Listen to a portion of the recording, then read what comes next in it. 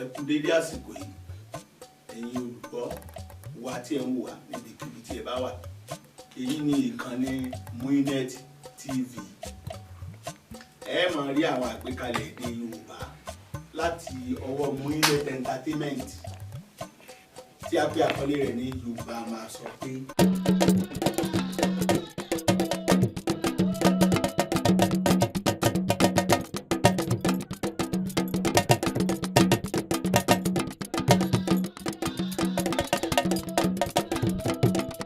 Yorùbá a máa sọ pé ojú tí ń pọ́n awo àpọ́n kúkọ́, ìyà tí ń jẹ awo àjẹlà, ìṣẹ́ tí ń ṣẹ́ awo àjẹṣẹ́ òbí jẹni.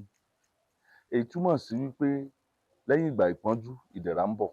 Ojú tí ń pọ́n awo àpọ́n kúkọ́, ìyà tí ń jẹ awo àjẹlà, ìṣẹ́ tí ń ṣẹ́ awo àjẹṣẹ́ òbí jẹni. Yorùbá láṣà, ẹ má jẹ́ ó parun.